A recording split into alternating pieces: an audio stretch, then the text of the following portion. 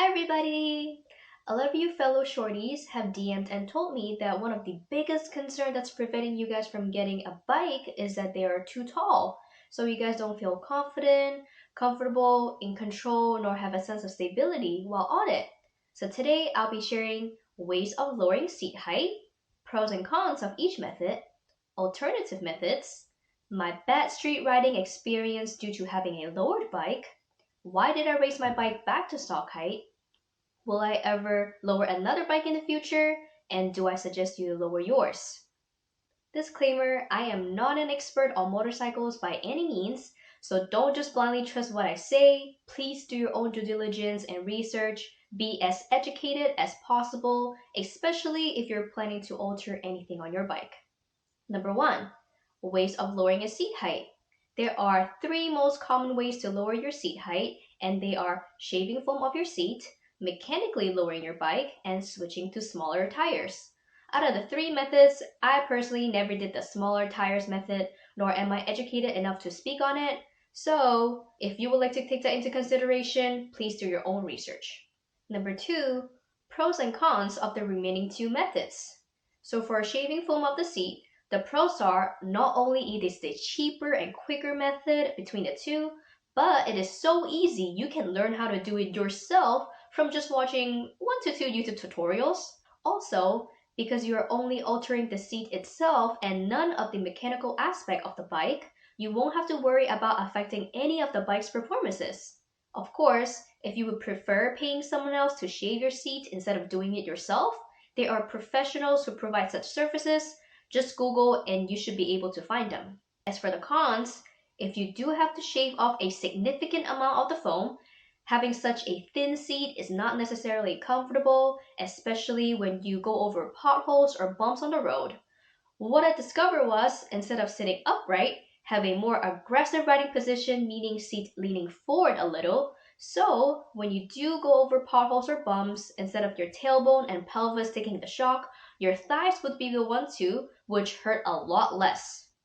Another con is, this method has a much smaller limit on how much you can lower the seat, because it is directly tied to how much foam the seat has for you to take off. So what I suggest is, before shaving any foam off, try sitting on the bike without the seat and see if that's even low enough. If it's not low enough, you may want to consider incorporating the second method, which is mechanically lowering the bike. Side note, if you do not wish to alter your OEM aka stock seat, simply go to Amazon, Facebook Marketplace, or something else to buy an aftermarket or used one and shave that instead. Now for mechanically lowering the bike, the pros are you can lower the bike a lot more comparatively speaking. Also, unlike the shaving seat method, this is reversible, so you can raise the back up a little or even back to stock height down the road if that's what you want. And there are tons of YouTube videos available for you to learn how to do it as well. Revzilla came out with a video, Should You Lower Your Motorcycle, 7 months ago, which interviewed Solid Performance's founder and head mechanic Evan Yurnall, plus former factory racer Alex Martin, who raced in his lower dirt bikes and won many races with them. These two set some great pros to lowering motorcycles, and I think you should give it a watch if you're considering lowering the bike mechanically. I'll link the video in the description box below. However, the cons are, even though you could learn how to do it from watching YouTube videos, but unless you have the right tools, prior motorcycle mechanical knowledge, and have worked on the bike yourself before, I do not recommend doing this yourself. Instead, bring it to a mechanic and have it lowered professionally. Because when you lower the bike mechanically, it is not just lowering it. There are other stuff you have to do also to make sure it functions properly afterwards, which some of the stuff includes replacing a shorter kickstand, adjusting chain slack, suspension and or preload, and many more. Also, ideally, you should lower the front and rear the same distance to keep the bike level. However, a lot of people only lower the rear, which is okay, but please don't ever just lower the front. Now, if you are unprepared and still decide to lower it yourself, you could end up doing something wrong and aren't educated enough to spot the mistakes.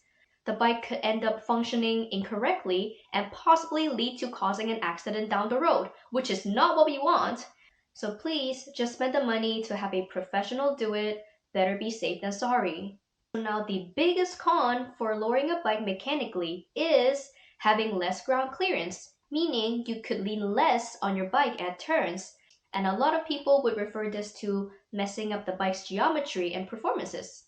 From my personal experience, if I had to compare riding my bike when it was mechanically lowered 3 inches, basically slammed to the floor, and when it was raised back to stock height, yes, at stock height I could lean more at turns due to more ground clearance, and yes, I could also tell the handling differences.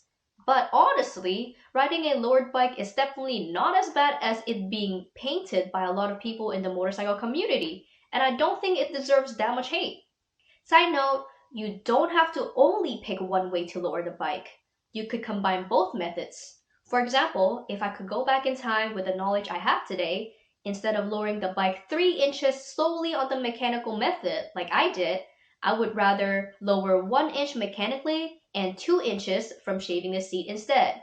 Since lowering 1 inch mechanically isn't as drastic as 3 inches, the bike's geometry won't be affected as much, which means the bike would have a better overall performances. But I'll still be able to end up lowering 3 inches from the two methods combined. Number 3, alternative methods. Instead of lowering the seat height, we could elongate your inseam by wearing platform shoes. I personally never done this, but a lot of short riders use this method, and I've been told personally it works like a charm, so you could give it a go.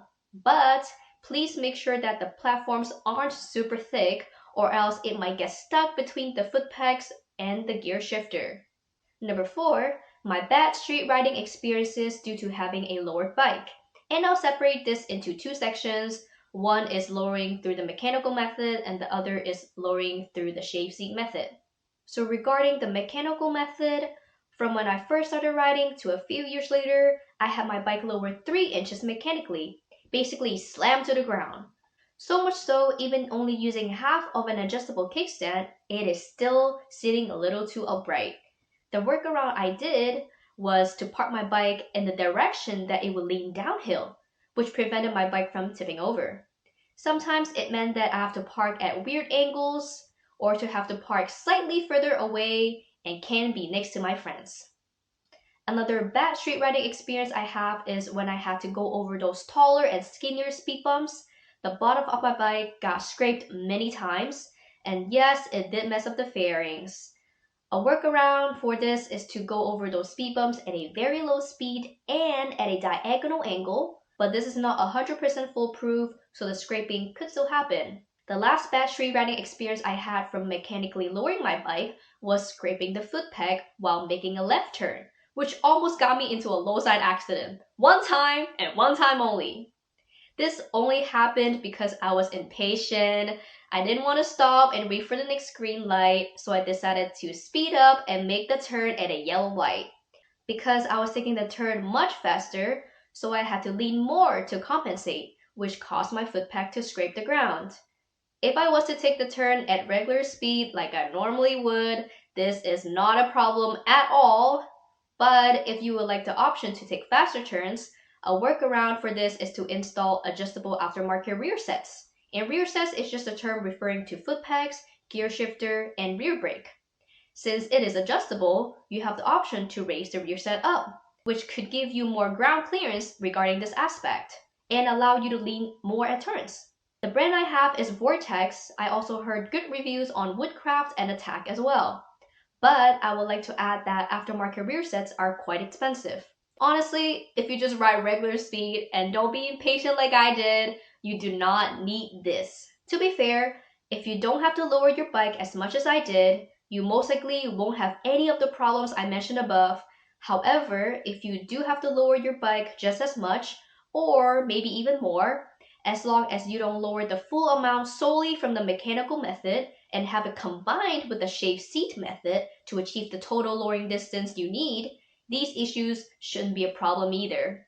Now, regarding my bad street riding experiences due to having a shave seat, so technically speaking, I didn't shave the foam off. I actually ripped all the foam out, and what's left was just the plastic seat itself.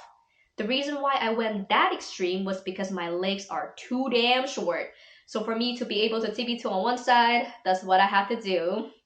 Sitting on a plastic seat is of course not as comfortable as if I were to sit on a foamed one. But this is just a minor issue. I got used to it fairly quickly and doesn't really bother me that much.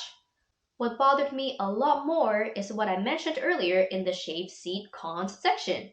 And to recap, basically when I have to go over potholes or cracks on the road, the force of the hit isn't absorbed by any foam and goes directly to my back. My workaround to that is instead of sitting upright, sit leaning forward a little so my thighs take the shock instead of my tailbone and pelvis, which would hurt drastically less. Number 5. Why did I raise my bike back to stock height? The reason is because I tracked for the first time in 2021 and loved it. Because I would like to keep pursuing this path as one of my hobbies, I've been told by my track instructor homies I should raise it back to stock height for optimal handling and more ground clearance so I can have greater lean angles as well. That is why I reversed all the mechanical lowering that was done, which included taking out spacers from the front forks as well as adjusting lowering links back to the stock height setting. Then I switched over to solely use the shave seat lowering method instead. To be honest, if I'm never tracking again, I would have left it as is instead of going through all that hassle undoing and relowering the seat height. Number 6. Will I ever lower another bike in the future?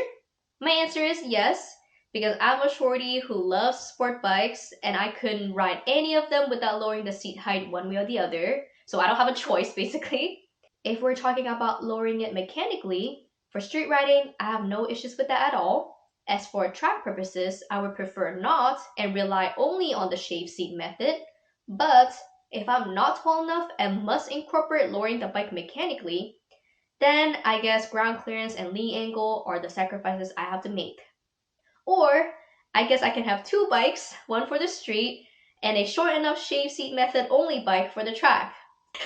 Let's stop daydreaming and get back to the video. Lastly, number 7, do I suggest you to lower yours?